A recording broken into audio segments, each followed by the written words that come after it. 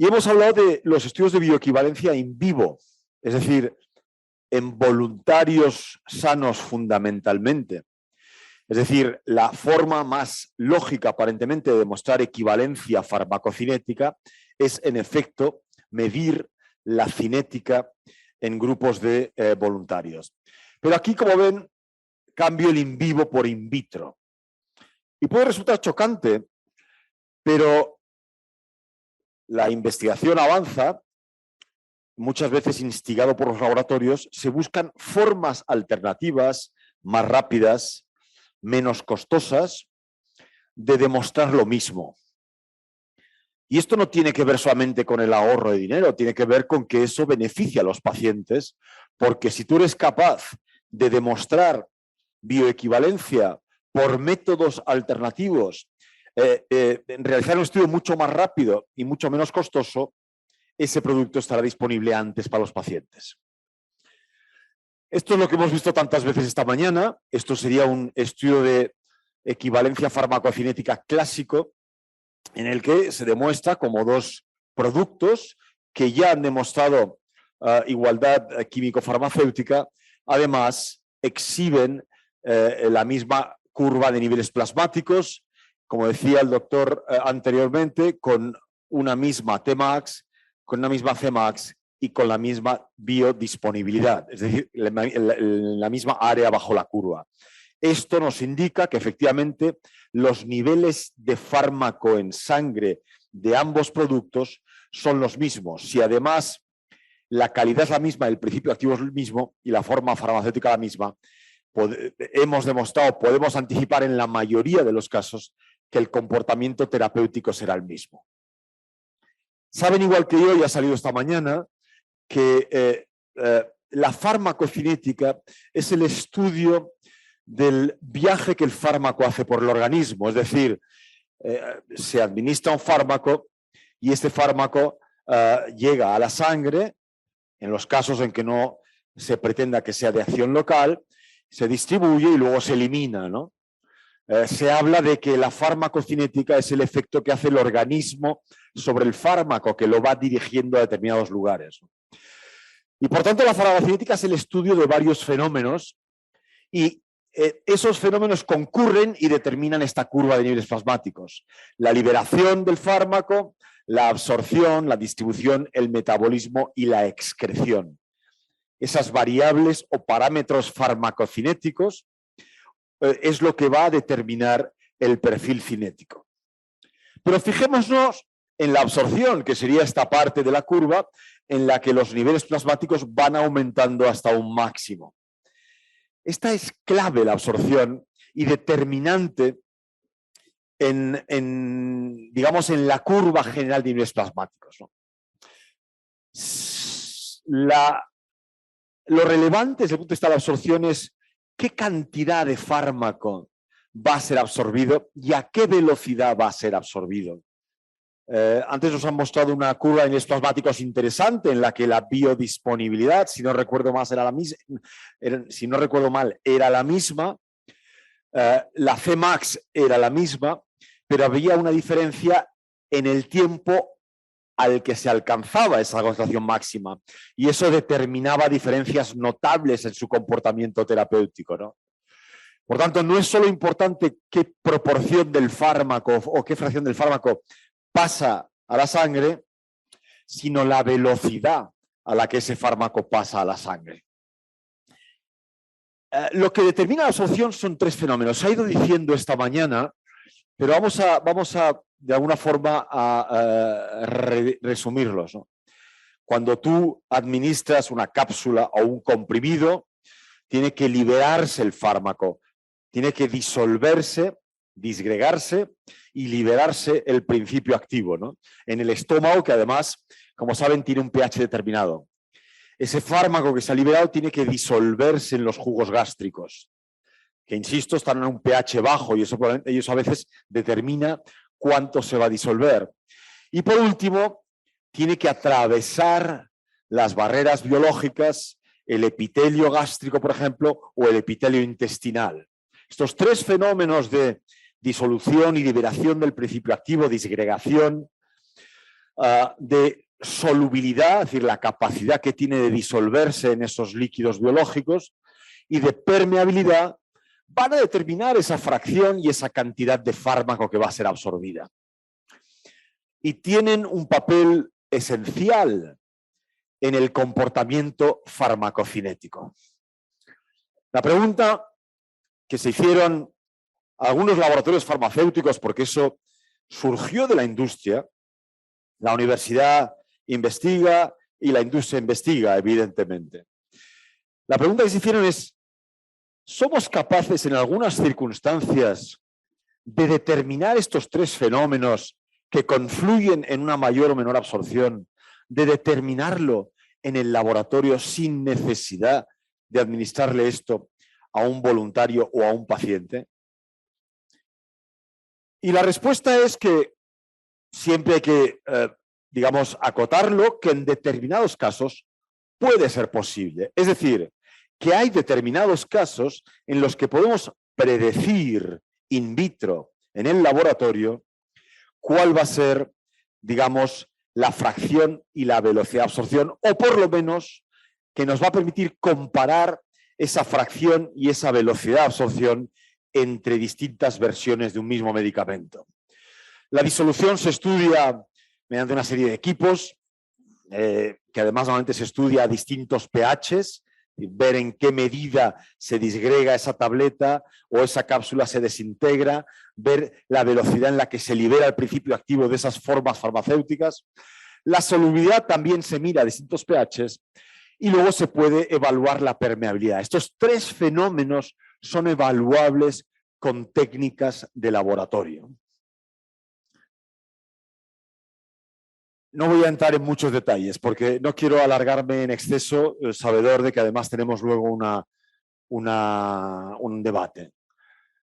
Hay toda una serie de criterios en las farmacopeas, en las se hablaba antes de la directriz armonizada sobre bioexenciones, que habla mucho de todo esto. Habrá una imagen luego. Todo esto está validado, está digamos, perfectamente estandarizado. Aquí pongo algunos elementos que no quiero ni entrar en ellos, ¿no? Pero los estudios de solubilidad en el laboratorio no se pueden hacer de cualquier manera, hay que acogerse a una serie de criterios.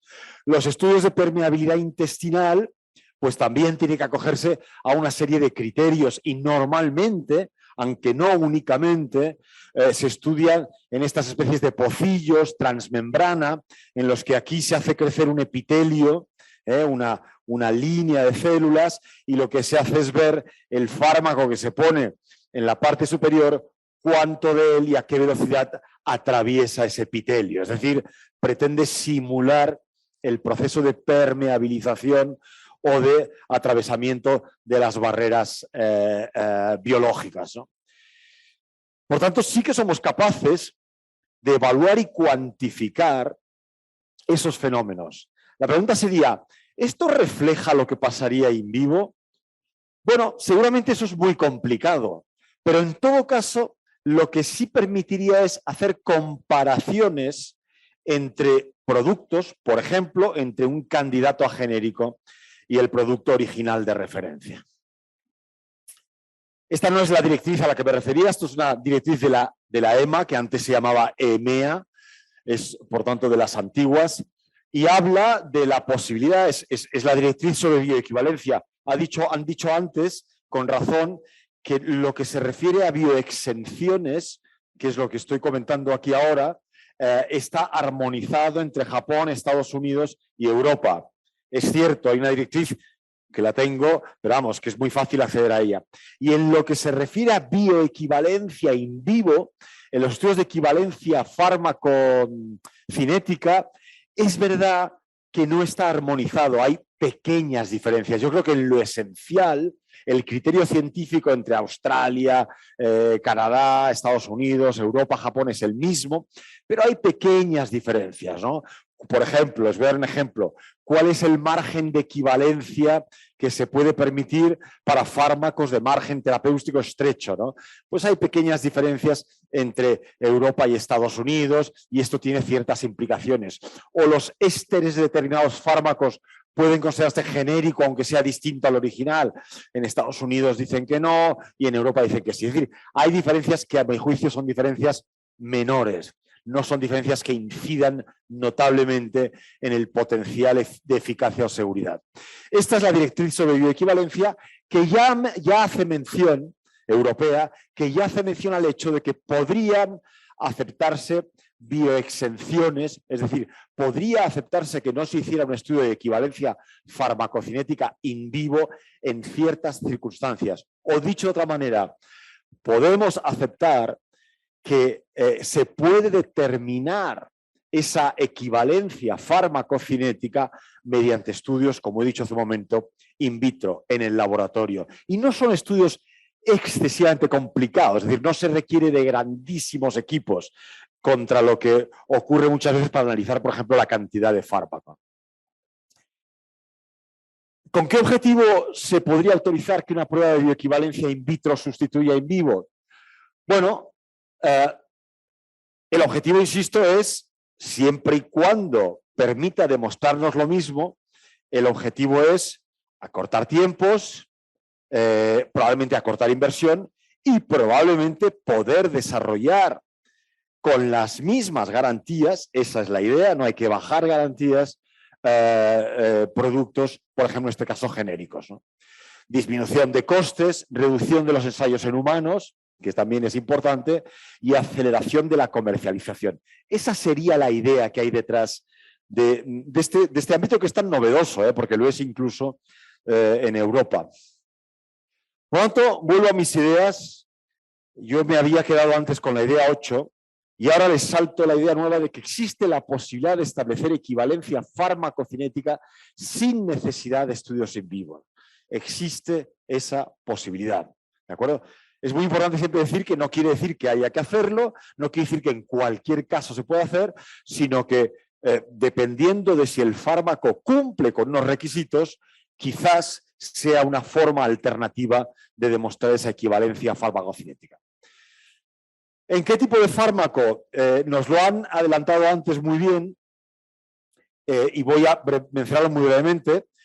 Pues esta es la directriz armonizada del año 2020, como veis, no hace tanto tiempo de esto, en la que habla precisamente de las bioexenciones. Y el criterio que utiliza de entrada, lo que pasa que luego hay que demostrarlo, es precisamente lo que nos han nombrado de la clasificación que se llama BCS, que lo que hace es, en definitiva, clasificar en función de la solubilidad y de la permeabilidad de los medicamentos. Y lo clasifica en 4 categorías. Siempre que uno clasifica, simplifica, hay cosas mucho más complejas. Pero efectivamente, como nos ha mostrado antes, tenemos los de clase 1 de alta solubilidad y alta permeabilidad, clase 2, clase 3 y clase 4. Esto es una guía gorda, interesante, muy técnica, que el que quiera leerla y que quiera estar al corriente de lo que son las bioexenciones y en qué casos son aplicables, creo que vale la pena mirarlo, ¿no? Como norma general, porque tenemos que hablar de normas generales, fármacos que pueden estar sujetos a bioexenciones son aquellos de alta solubilidad, clase 1 y clase 3. En el caso de la clase 1, si además, como es el caso, tiene alta permeabilidad, todavía más fácil.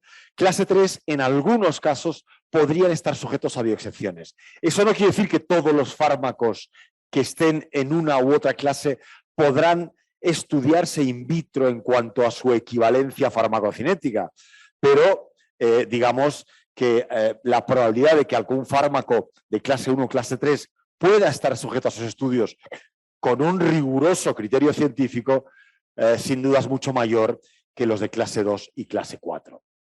Como se ha comentado, las cosas suelen ser mucho más complejas de las que uno debe explicarlas. Luego hay situaciones en las que parece que se están incorporando a la posibilidad de bioexenciones Leía un trabajo hace poco que hablaba de las formulaciones semisólidas de administración tópica, que tiene su propio sistema de clasificación. En vez de BFS es TCS, TCS de tópico. Parece ser que en este caso pudieran aceptar el tema de las bioexenciones. En fin, hay diversas situaciones. Por lo tanto, la posibilidad de evaluar la equivalencia cinética y fundamentalmente las características de absorción in vitro existe. Otra cosa es, para determinados fármacos, otra cosa es cuándo se aplica y en qué circunstancias o en qué tipo de estudios o con qué objetivos se aplica. Hay muchas circunstancias en las que se contempla la posibilidad de una bioexención. Yo he hecho referencia a los genéricos y volveré a ellos. Pero, por ejemplo, incluso cuando se va a hacer una bioequivalencia in vivo, cuando se va a hacer un estudio de equivalencia farmacocinética in vivo, uno puede seleccionar lotes in vitro que demuestren una alta comparabilidad y seleccionar esos lotes para los estudios in vivo. Es decir, hay un proceso previo in vitro que se puede hacer aunque los estudios luego se acometan in vivo, ¿no? Por ejemplo, demostrar que es similar ese proceso de absorción tras una modificación en determinado medicamento, si uno cambia, yo qué sé, algún aspecto de los excipientes o de la forma farmacéutica, pues a lo mejor, si el cambio es relativamente limitado, podrá hacerse una idea de si mantenemos las condiciones de fracción y de velocidad de absorción estudiándolo in vitro. Cambios de formulación durante el desarrollo de un medicamento a veces supone que vas haciendo modificaciones, no hace falta que cada vez hagas un estudio de bioequivalencia in vivo, sino que probablemente puedas evaluar esas distintas formulaciones en el proceso de desarrollo mediante estudios in vitro. Y, por supuesto, existe la posibilidad de bioexenciones para determinados productos cuando se desarrolla un genérico, es decir, entre candidatos a genéricos y medicamentos originales. Y ya anuncio que esto solo es aplicable, como es lógico, a administración oral de liberación inmediata, es decir, suele ser solo posible en ese tipo de liberación inmediata. Bueno, estos son guías interesantes. Yo no sé si he puesto mi email, pero vamos, si en algún momento alguien me quiere enviar un email, yo encantado le puedo enviar estas cosas que teóricamente están accesibles, aunque he de decir que la página web de la EMA es como una especie de jeroglífico. La idea 10 es que el desarrollo de un genérico en determinados casos permite acogerse a estudios de bioexención. Interesante, el desarrollo de un biosimilar, no. Es decir, en los estudios de equivalencia farmacocinética, en el desarrollo de un biosimilar, hay que hacerlos codo con codo, head to head, in vivo. Hoy por hoy no vale demostrar, es muy complicado además, porque hablamos de proteínas, la cosa se hace tremendamente compleja. Hoy por hoy no vale presentar en el dossier de un biosimilar un trabajo de equivalencia farmacocinética in vitro. Eso es muy relativo. Pero en ciertos genéricos, y he mencionado qué tipo de genérico podría ser posible. No quiero detenerme. ¿Dónde clasificamos los medicamentos? Empieza a haber muchos artículos que publican, o laboratorios de investigación que publican en qué medida un determinado medicamento original de síntesis química y de liberación inmediata, de administración oral, liberación inmediata, se puede clasificar en la clasificación BCS como 1, como clase 2, como clase 3, como clase 4. Y hay muchos estudios que intentan determinar si están en una u otra clase para que el día en que se haga un genérico se decida si es elegible para un estudio de digamos, para estudios de bioequivalencia in vitro, ¿no? En general, si los excipientes son conocidos, es decir, si uno no introduce un excipiente nuevo completamente anómalo, si el índice terapéutico es relativamente amplio, es decir, no hablamos de fármacos de índice muy estrecho, si la permeabilidad es alta, la solubilidad es alta, es estable en los jugos gástricos y se disuelve bien, en general, todo esto hay que tomarlo con pinzas. Pero en general, si un fármaco cumple con estos requisitos, quizás pueda estudiarse in vitro su comparabilidad con el producto candidato a genérico, si se cumplen estos requisitos. Y estos son estudios interesantes, ¿no? En los que, por ejemplo, en este caso se estudiaba la biodisponibilidad, en este caso in silico, o sea, mediante estudios computacionales, ¿no? Y decían que anticipaban los estudios in vivo. Esto es una cosa, esto es un paso más allá, ¿no? Alguien ha hablado esta mañana de eso, ¿no? Vale, yo creo que hoy estamos un poco lejos de que los estudios computacionales permitan suplir estudio in vivo, pero es interesante. En todo caso, la decisión de si un fármaco se puede someter a bioexención o no, o sea, se puede estudiar in vitro o no, requiere de un abordaje científico, riguroso, una demostración previa. Y desde luego requiere de que se demuestre que está en la clase adecuada de ese sistema de clasificación biofarmacéutica. No quiero detenerme en esto, estos son varios estudios que hablan de eso, y aquí lo único que quiero avanzar es la idea de que la bioexención debe ser aplicada con rigor científico. Esto no es, digamos, al tuntún, esto hay que hacerlo con rigor científico, el desarrollo de génicos, porque de lo contrario, evidentemente, quizás ese estudio de bioexención no esté dándonos la información que querríamos que nos diera, ¿no?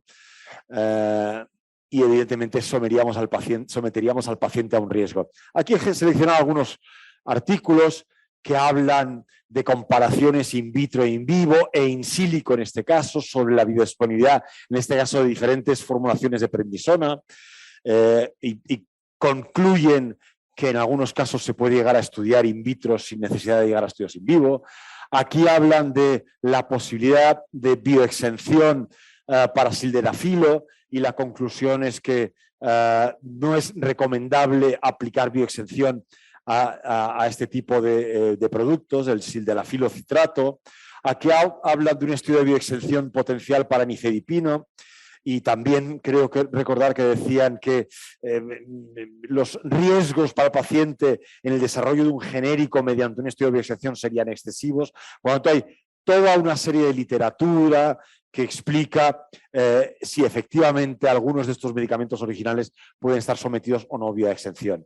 Me ha parecido entender antes de las autoridades, de la gente del ministerio, que en Costa Rica se rigen por esta misma directriz de bioexención de la que yo les he hablado, ¿no? Y desde luego la Organización Mundial de la Salud tiene una lista de los productos que pueden estar sometidos a bioexención, pero se pueden añadir más si se demuestra que cumplen con los requisitos químico-farmacéuticos que he dicho, ¿no? Por eso yo creo que en una unidad de bioequivalencia, y tengo que referirme porque al final el doctor Montenegro es quien me ha invitado y me ha contado su proyecto, que me parece muy interesante, a una unidad como la que Biocinetic está planteándose desarrollar, pues puede ser interesante disponer de una unidad de bioexención, de un departamento de bioexención, tanto para seleccionar los lotes necesarios para los estudios in vivo, como para demostrar bioequivalencia en aquellos genéricos en los que se puedan acoger a las condiciones de bioexención, o incluso para hacer investigación y publicarla. Esto es muy interesante, ¿por qué no? Para hacer investigación y publicarla sobre formas farmacéuticas de productos de los cuales todavía no se sepa si podrían o no acogerse a una bioexención, o todavía no se sepa en cuál de las clases 1, 2, 3, 4 se debería incluir, ¿no? Eso es una investigación importante, y una unidad de bioequivalencia que tuviera un departamento de bioexenciones podía cometer, y quizás le daría un gran prestigio, ese tipo de estudios, y por qué no publicarlo, ¿no? Por tanto, por eso digo que disponer de un departamento de bioexención en una unidad de bioequivalencia dota a esta unidad de un valor añadido que le permitirá afrontar con mayor eficiencia la demostración de bioequivalencia. Es decir, no habrá límites. A mí me piden que haga un estudio de bioequivalencia y yo podré hacerlo clínicamente in vivo o lo podré hacer analíticamente in vitro. Y eso permitirá, digamos, cumplir con un abanico amplio de posibilidades de estudio, ¿no? Voy a ir un pelo más rápido. Muy brevemente, hay cosas que se han dicho y quiero recalcarlas. Todo esto de lo que estamos hablando, claro, yo oía decir, no, es que, claro, se ha demostrado equivalencia en productos que no demuestran calidad físico-química suficiente o químico-farmacéutica suficiente. Claro, Eso quiere decir que esos productos se han desarrollado con criterios regulatorios no suficientemente exigentes. Yo cuando hablo de genéricos y cuando hablo de biosimilares, estoy hablando de genéricos y biosimilares desarrollados con los más altos estándares de calidad y de exigencia regulatoria y con BPLs y con clínicas buena práctica clínica también. Es decir, estoy hablando de eso, porque todo lo que no sea eso es un riesgo para el paciente siempre, ¿no? Entonces, todo esto para decir que una unidad de estas características conviene que se acoja a esas regulaciones, a esas legislaciones, a esas condiciones de alta exigencia, ¿no?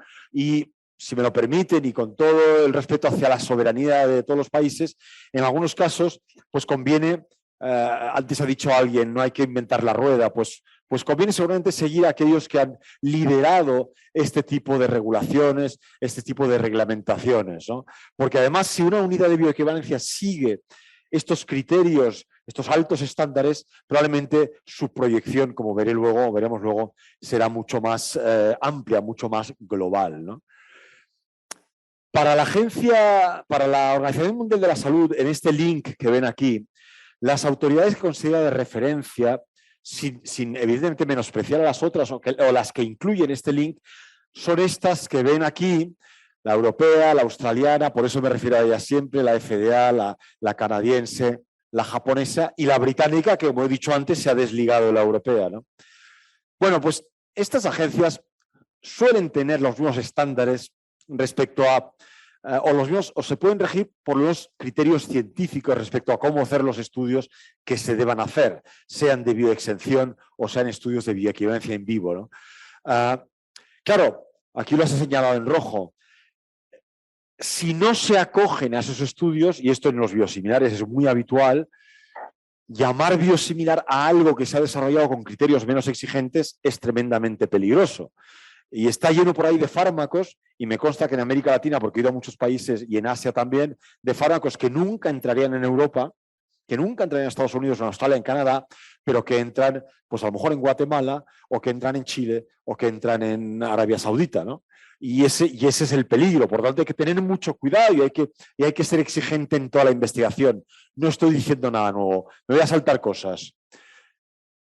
Esto es el desarrollo del biosimilar tal y como lo he planteado antes, en forma de pirámide. Cuando uno se encuentra un supuesto biosimilar desarrollado con una forma totalmente distinta, lo que hace es poner en cuestión que a esto se le puede llamar biosimilar y plantear la posibilidad de que esto suponga un riesgo real para el paciente. Y esto lo hemos visto. Yo decía antes que ningún biosimilar lanzado en Europa ha sido retirado, y es así. Pero en cambio he leído muchos artículos diciendo biosimilar en Indonesia, biosimilar en México retirado del mercado. Claro, la cuestión es, ¿eran biosimilares esos productos? ¿Se desarrollaron con los criterios exigentes que se deben desarrollar? Esta era la cuestión, ¿no? Bueno, esto es un artículo que publiqué hace un tiempo sobre lo que no es un biosimilar.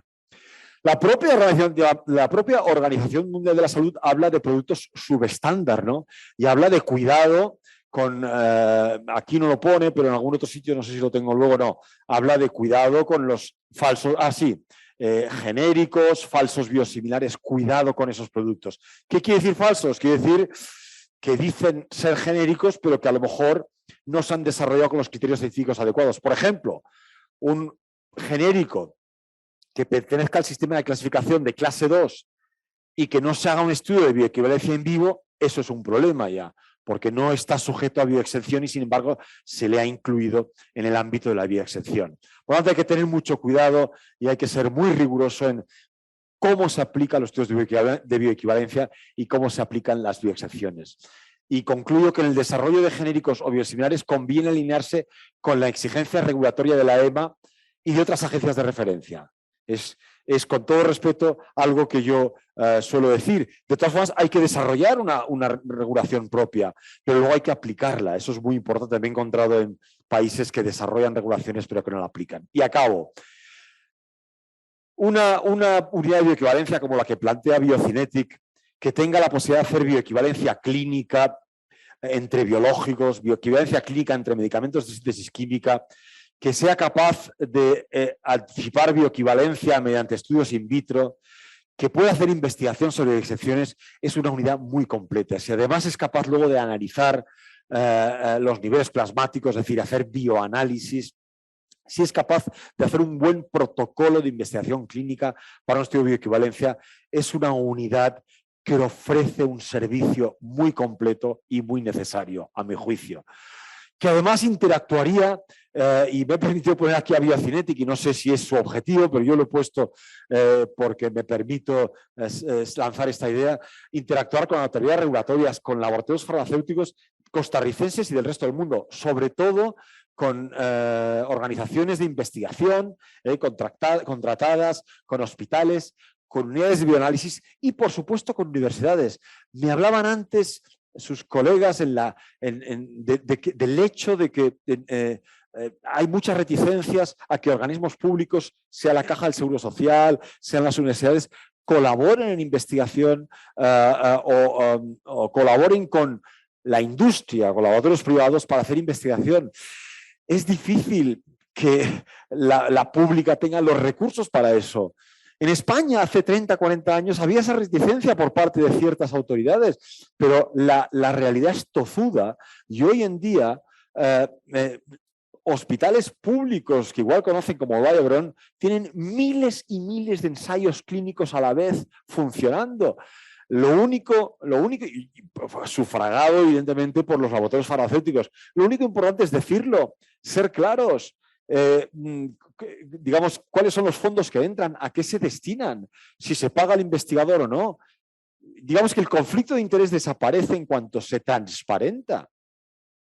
Antes hacía un símil, ¿no? Eso de decir, no, la pública no colabora con la privada porque puede haber ahí influencias negativas y por tanto se corta cualquier colaboración. Claro, esto al final perjudica ¿a quién? Al sistema sanitario y a los pacientes. A mi juicio, permitidme que lo diga claramente. Esto sería tanto, y lo he dicho antes, como decir, no, hay muchos accidentes de coche. En vez de poner normas de circulación, en vez de limitar la velocidad, vamos a eliminar los coches de Costa Rica. Claro, no habría accidentes de coches, ¿verdad? Pero quizás no sea una muy buena solución, ¿no? Por lo tanto, yo creo, y mi universidad, que es pública, es una universidad de unos 50.000 estudiantes, bastante grande, yo colaboro con la industria y lo digo y lo sabe la universidad. Yo ahora voy a montar una empresa y la universidad va a participar de esa empresa. Seamos claros, seamos directos, seamos... Y no pasa nada. Y se beneficia a quien, todos, hasta los estudiantes, de esas colaboraciones, ¿no? Por lo tanto, digamos, rompo una lanza porque se replanteen esas barreras a la colaboración público-privada, ¿no?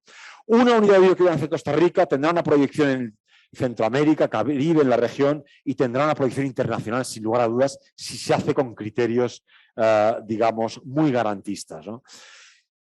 Me voy a saltar esto. Y bueno, esto quizás porque les pueda resultar curioso. Yo estoy colaborando con un laboratorio en plantear un ensayo clínico para un medicamento biológico. Y para que se hagan una idea, tenemos que hacer un estudio de bioequivalencia farmacocinética con unos 150 voluntarios. Pues el coste, esto sería el minimísimo, 300.000 es poco, pero vamos, puede llegar a suponer un desembolso de $1 millón hacer un estudio de estas características. Es caro. Y eso, pues, evidentemente supone un retorno que luego se destina a cosas y a beneficios, evidentemente, en favor de la sanidad, de los pacientes y de lo que sea, ¿no? En fin, genéricos y biosimilares son medicamentos que cada vez se utilizan con más frecuencia porque al final lo que hacen es dar mayor acceso a pacientes a tratamientos de calidad, siempre y cuando las cosas se hagan bien, no porque un fármaco se autodenomina genérico o se autodenomine biosimilar, quiere decir que lo sean. No es así. Yo puedo decir, mire, esto es un biosimilar, lo que hay que ver y lo que tienen que hacer las autoridades es tener gente experta que permita decir, sí, esto efectivamente se ha desarrollado con los criterios de biosimilaridad o esto se ha desarrollado con los criterios de bioequivalencia aceptables internacionalmente. No somos nosotros ni es la industria la que se autodenomina tal o cual cosa. Son los reguladores, son los evaluadores quienes tienen que dar fe de eso. Y lo digo con conocimiento de causa. Yo fui a un juicio en Chile porque se había lanzado un medicamento supuestamente biosimilar de rituximab, un anti-CD20, se denominaba biosimilar y cuando uno veía los estudios que habían hecho, eso no se aproximaba en absoluto a un estudio de biosimilaridad y tuve que ir ante el juez para explicar que eso probablemente nunca, o que ese producto nunca entraría en Europa. Y este yo creo que es el gran problema en muchos países del mundo, ¿no? Y acabo. Ya no voy ni a recapitular las ideas porque las he dicho. Si luego tenemos alguna comentario en el momento del debate, encantado. Y lo digo así de claro, y lo diría para Costa Rica y lo diría para otros países, pero ya que estoy aquí y sé que, que la iniciativa de Biocinetic va en ese sentido, yo diría que disponer de una unidad clínica de equivalencia farmacocinética en Costa Rica, y hay 4 opciones, es un motor para traer investigación biomédica, contribuye a aportar valor sanitario social, ejerce de motor económico en el ámbito sanitario, puede convertir a Costa Rica en referencia en la región. Pues miren, aquí no hay una verdadera, sino que yo creo que todas son verdaderas. Así que les animo a que, y animaría al Ministerio a que alentara este tipo de iniciativas, y les doy mucho las gracias por haberme soportado 2 veces. Muchas gracias.